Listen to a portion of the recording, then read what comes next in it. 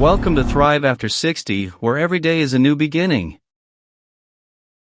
Hello, my dear friends, and welcome to a very special health education video.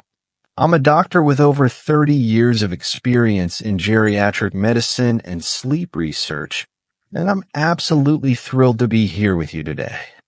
If you're over 60 and find yourself waking up multiple times at night to use the bathroom, please know you're not alone, and this isn't something you just have to accept as part of aging. Today, we're embarking on a journey together to reclaim restful, uninterrupted sleep so you can wake up feeling refreshed, energized, and ready to enjoy your days, whether that's playing with your grandchildren, tending to your garden, or simply savoring a quiet cup of coffee. Here's what makes this video special. We're going to explore 5 everyday habits that might be quietly disrupting your sleep. These aren't complex medical problems, but simple routines you can adjust starting tonight. I'll explain the science in a way that's clear and approachable, share inspiring stories from patients I've helped, and offer practical steps you can take to transform your nights. Along the way, I'll weave in insights from my decades in medicine, from working in busy hospitals to quiet clinics where I've listened to thousands of seniors just like you. My goal is to empower you with knowledge and hope so you can live with more energy, confidence, and joy. Before we dive in, I'd love to connect with you. In the comments below, please share where you're watching from and how many times you wake up at night to use the bathroom. Your stories inspire me, and I read every single one. If you find this video helpful, give it a thumbs up. It helps us reach more wonderful people like you. And if you're new to our health conscious community, hit that subscribe button and the bell icon so you never miss a video. Let's build a family of seniors who value their health and well-being. Now grab a cozy blanket or a cup of decaf tea, and let's get started on your path to better sleep. Let's start by understanding what's happening when you wake up at night to use the bathroom. This condition, called Nocturia, affects nearly 80% of adults over 60, according to the National Institute on Aging. It's not just an annoyance. It can drain your energy, affect your mood, and even impact your long-term health. But here's the encouraging news. In most cases, Nocturia isn't caused by serious medical issues. It's often tied to daily habits we can change with a little know-how and effort. Nocturia occurs when your bladder signals the need to empty more frequently than it should during sleep. Normally, your body produces less urine at night thanks to a hormone called vasopressin, which concentrates urine so you can rest without interruption. When this process is disrupted, your kidneys keep producing urine, filling your bladder and waking you up. The 2017 study in the Journal of Gerontology found that frequent nighttime waking prevents you from reaching deep sleep stages like REM, rapid eye movement, sleep, where your body repairs tissues, strengthens memory, and boosts your immune system. Over time, this sleep disruption can increase risks of falls, heart problems, memory challenges, and even depression. It's like trying to run a car on a low battery. You're not operating at your best. Nocturia doesn't just affect your sleep, it touches every part of your life. The Centers for Disease Control and Prevention, CDC, reports that 1 in 4 seniors experiences a fall each year, often during nighttime bathroom trips. Poor sleep can also weaken your immune system, making you more prone to colds or infections, and affect your ability to focus, which might make you hesitant to drive or socialize. But here's the hopeful part. By addressing the root causes, you can reduce or even eliminate nocturia, restoring your sleep and vitality. Let's explore the 5 habits that might be keeping you up at night, each backed by science and real-life success stories. The first habit we'll tackle is one many of us don't think twice about: drinking liquids in the 3 hours before bed. You might think, I'll skip my evening glass of water. But did you know that soups, fruits like watermelon or oranges, or even that soothing herbal tea count as liquids? These can quietly fill your bladder while you're trying to sleep, leading to those frustrating wake-ups. Here's the science behind it. Your kidneys work hard all day to filter fluids, but at night, they should slow down producing less urine so you can rest. A hormone called vasopressin helps by concentrating urine, meaning your bladder fills more slowly. When you consume liquids close to bedtime, your kidneys keep processing them, overwhelming your bladder's capacity. A 2018 study in the Journal of Urology found that cutting evening fluid intake reduced nocturia episodes by nearly 60% in older adults. It's not just water. Foods with high water content, like cucumbers, melons, or even broth-based soups, add to the problem. Some medications, like diuretics for blood pressure, can also increase urine output, so timing matters. Why does this habit matter? Beyond better sleep, reducing evening fluids allows your body to produce more vasopressin, which helps your bladder hold more urine overnight. This means fewer wake-ups, deeper sleep, and more energy for your day. It also lowers the risk of nighttime falls, which can be dangerous, especially if you're navigating a dark hallway.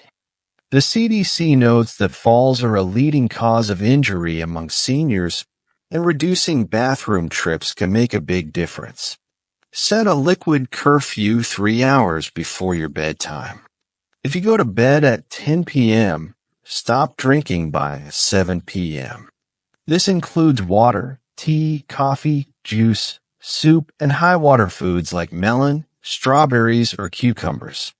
Keep a small glass of water by your bed for emergencies, like taking medications, but sip only if absolutely necessary. Aim to drink most of your fluids, 6 to 8 glasses daily, depending on your health, before noon. If you have diabetes, which can cause thirst, or take diuretics, talk to your doctor about timing your hydration earlier in the day. Many patients miss their evening tea or coffee. Try replacing it with a relaxing ritual, like reading a favorite book or doing gentle stretches. Margaret found that sipping decaf tea in the afternoon and using a warm scarf for comfort at night helped her transition. If you're worried about dehydration, especially in hot climates, work with your doctor to balance hydration without overloading your bladder at night. Vasopressin isn't just about urine. It's part of your body's circadian rhythm, which regulates sleep and wakefulness. When you drink late, you disrupt this rhythm, affecting not just your bladder, but your overall sleep quality. Over time, this can impact hormones like melatonin, which helps you fall asleep, and cortisol, which regulates energy. By aligning your fluid intake with your body's natural clock, you support better health across the board. This habit is a powerful first step. Let's move on to the second habit, which might surprise you with its impact on your bladder. The second habit we'll explore is about what and when you eat in the evening. Eating dinner too close to bedtime, or choosing foods that act like diuretics, can set your bladder up for a busy night. Diuretic foods like tomatoes, cucumbers, celery, asparagus, watermelon, coffee, green tea, or even chocolate contain compounds that encourage your kidneys to produce more urine.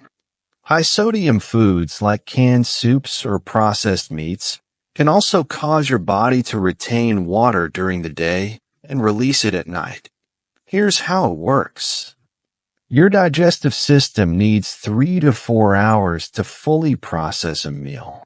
When you eat late, especially diuretic foods, those compounds linger in your system, stimulating urine production while you're trying to sleep. A 2020 study in the American Journal of Clinical Nutrition found that shifting dinner earlier reduced nocturia by 45% in seniors. Late meals also slow digestion when you're lying down, which can worsen reflux or bloating, further disrupting sleep. Why does this matter?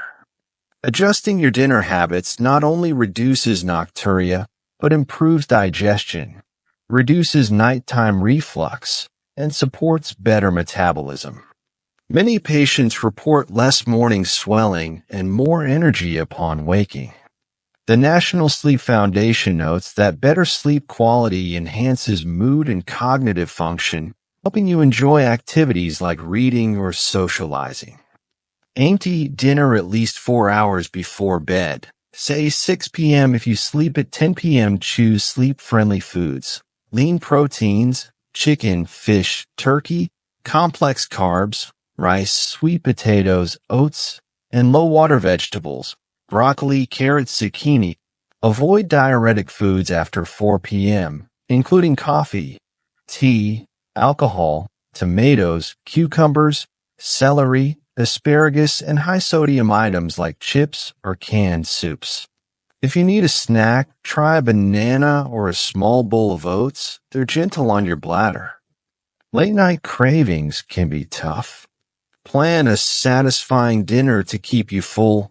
And if you need a snack, keep it small and bladder-friendly. Robert started enjoying a hearty early dinner with grilled chicken and sweet potatoes, which curb his urge for late snacks. If you take medications with food, ask your doctor about timing them earlier. Diuretic foods contain compounds like potassium or caffeine that stimulate kidney activity.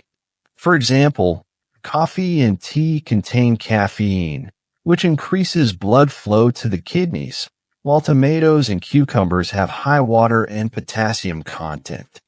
High-sodium foods cause water retention during the day, which your body releases at night, overloading your bladder. By choosing low-sodium, low-water foods in the evening, you support your body's natural nighttime rhythm. This habit is a game changer for your sleep and overall health. Let's explore the third habit, which might sound counterintuitive, but is a common trap. The third habit is one many seniors fall into, using the bathroom just in case before bed, even when you don't feel a strong urge. It seems like a smart strategy, but it can actually train your bladder to signal urgency too soon, making nocturia worse. Your bladder is a remarkable muscle that can hold 300 to 500 milliliters of urine comfortably before sending urgent signals to your brain. When you empty it just in case with only 100 to 150 milliliters, you teach it to signal urgency at smaller volumes, reducing its capacity over time. 2019 study in neurourology and urodynamics found that bladder retraining increased storage capacity and reduced nocturia in 70% of older adults. This habit creates a cycle where your bladder becomes overly sensitive, waking you up unnecessarily. Why does this matter? Breaking this habit not only reduces nocturia, but restores confidence in your bladder's ability to function properly. It also lowers sleep-related anxiety, which can keep you awake, and reduces the risk of nighttime falls. Many patients report a renewed sense of independence, knowing they're not at the mercy of their bladder. Follow the real need rule. Only use the bathroom before bed if you feel a clear, strong urge. If you're worried but don't feel the need, distract yourself for 15 to 20 minutes with a relaxing activity, like reading or listening to soft music. In most cases, the urge will pass, showing it was just anxiety. If you have incontinence or take diuretics, consult your doctor for a tailored retraining plan. For safety, keep a portable urinal or commode by your bed, but use it only when necessary. Anxiety about waking up can make this habit hard to break. Try a calming bedtime routine like deep breathing or progressive muscle relaxation to ease your mind. Dorothy found that reading a light novel for 15 minutes helped her realize she didn't need to go. If you have mobility issues, ensure your path to the bathroom is well lit to prevent falls. The bladder communicates with the brain via the pelvic nerves, which signal urgency based on volume and pressure. Precautionary voiding disrupts this feedback loop, making the bladder hypersensitive. Retraining strengthens the detrusor muscle, which controls urine storage, improving capacity and reducing false signals. This also benefits pelvic floor health, which supports continence. This habit empowers you to take back control. Let's move to the fourth habit, which is often overlooked but incredibly impactful. The fourth habit is sleeping in a position that puts pressure on your bladder, like on your stomach, or using pillows that misalign your body. This can squeeze your bladder and disrupt circulation, leading to more urine production at night. When you sleep on your stomach, your abdomen presses directly on your bladder, sending full signals even when it's not. Poor pillow placement can also affect blood flow, causing fluids that build up in your legs during the day to redistribute to your kidneys at night, increasing urine output. A 2021 study in the Journal of Sleep Research found that proper sleep posture reduced nocturia by 40% in older adults.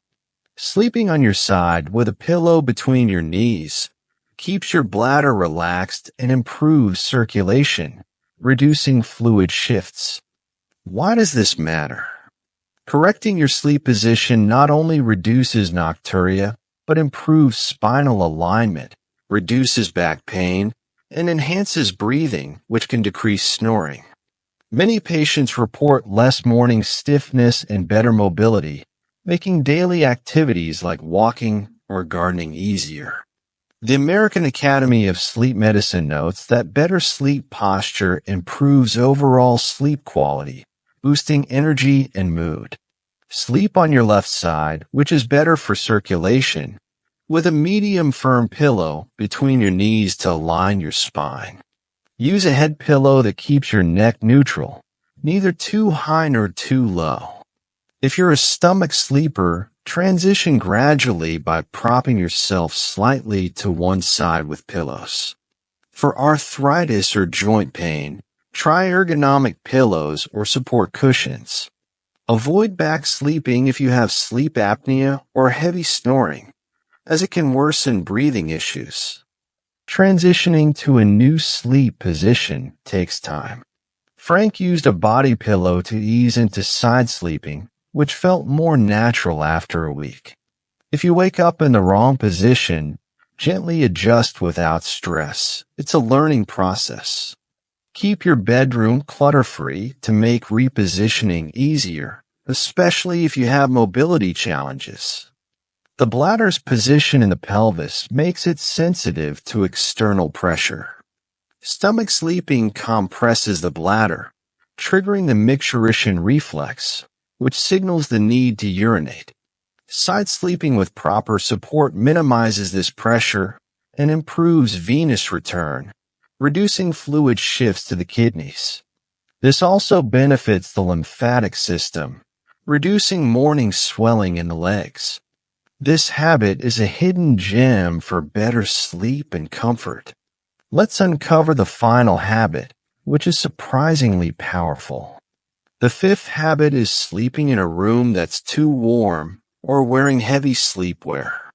Your body needs to cool slightly at night by 1 to 2 degrees Celsius to trigger vasopressin production, which reduces urine output. A warm room above 68 degrees Fahrenheit or thick pajamas disrupts this process, increasing urine production and waking you up. The science is fascinating. During sleep, your body temperature naturally drops, signaling your brain to produce more vasopressin and melatonin, which regulate urine and sleep. A warm environment or heavy sleepwear causes thermal stress, reducing vasopressin and increasing blood flow to the kidneys. A 2022 study in sleep medicine found that a bedroom temperature of 64 to 68 degrees Fahrenheit reduced nocturia by 50% in seniors. Synthetic or thick fabrics, like flannel, trap heat, exacerbating the problem. Why does this matter? Optimizing your sleep environment not only reduces nocturia, but improves REM sleep, regulates hormones, and reduces night sweats or hot flashes, especially for postmenopausal women. Many patients report better blood pressure and fewer morning headaches. The National Institute of Health notes that a cool sleep environment enhances overall health, supporting heart and brain function. Keep your bedroom at 64 to 68 degrees Fahrenheit using a fan, air conditioner, or open window, depending on the weather. Wear breathable cotton, linen, or bamboo pajamas, and use cotton sheets to wick away heat. If you feel cold, use light, removable layers instead of heavy blankets. For budget-conscious seniors, a portable fan or ceiling fan can improve air circulation. If you take medications that affect temperature regulation, like beta blockers, consult your doctor for personalized advice. Eleanor found that a lightweight cotton blanket made her feel cozy without overheating. If you're sensitive to cold, try layering a thin sheet with a breathable throw, which you can adjust during the night. Keep a small fan by your bed for quick cooling if needed. Temperature regulation is tied to the suprachiasmatic nucleus, the brain's circadian clock. A cool environment enhances vasopressin and melatonin production, reducing urine output and promoting deep sleep. Overheating disrupts this balance, increasing kidney filtration and bladder activity. It can also exacerbate conditions like sleep apnea or restless leg syndrome, which affects seniors. This habit is a powerful way to optimize your sleep environment and health. You've just learned 5 powerful habits to transform your sleep and reduce nighttime bathroom trips. These aren't quick fixes or expensive treatments. They're practical changes rooted in science that put control back in your hands. Let's recap and create a plan to make these changes work for you. 1. Set a liquid curfew. Stop drinking liquids 3 hours before bed to let your kidneys rest. 2. Eat early and smart. Have dinner 4 hours before bed, choosing sleep-friendly foods like rice or chicken over diuretic ones like tomatoes or coffee. 3. Listen to your bladder. Only use the bathroom when you truly need to, retraining your bladder to hold more. For sleep in the right position, sleep on your side with a knee pillow to reduce bladder pressure and improve circulation. 5. Cool your sleep environment. Keep your room at 64 to 68 degrees Fahrenheit and wear breathable pajamas to support vasopressin production. Start with one habit, perhaps the liquid curfew, and add others gradually over a few weeks. Keep a simple journal to track your wake-ups and how you feel each morning. This helps you see progress and stay motivated. If you have medical conditions like diabetes, heart failure, or prostate issues, consult your doctor before making changes, as they can tailor these strategies to your needs. These habits work because they align with your body's circadian and physiological rhythms. By reducing bladder stimulation, supporting vasopressin, and optimizing sleep conditions, you create an environment where your body can rest and repair. This not only reduces nocturia but lowers stress hormones, improves immune function, and enhances cognitive health, helping you stay sharp and active. These changes are about empowering you to live your best life. You don't need expensive treatments or complicated routines, just a willingness to try and a belief in your body's potential. Reducing nocturia isn't just about sleeping better. It's about reclaiming your vitality. Sleep is the foundation of health, especially as we age. The National Institute on Aging highlights that quality sleep supports heart health, strengthens immunity, and improves memory and mood. When you sleep soundly, you're more likely to stay active, engage with loved ones, and enjoy hobbies that bring you joy. Poor sleep increases risks of chronic conditions like diabetes, hypertension, and dementia, according to the American Heart Association. It also affects balance, raising fall risks, and mood, which can lead to social isolation. By addressing nocturia, you're investing in your overall health, helping you stay active and connected. These habits tie into other healthy practices. Eating early supports digestion, which aids weight management. A cool sleep environment reduces hot flashes and improves heart health. Bladder retraining boosts confidence, reducing anxiety. Together, these changes create a virtuous cycle of wellness. Sleep regulates the hypothalamic pituitary adrenal axis, which controls stress and inflammation. Disrupted sleep increases cortisol, weakening immunity and raising blood pressure. By optimizing sleep, you lower inflammation markers, supporting joint health and reducing risks of chronic diseases.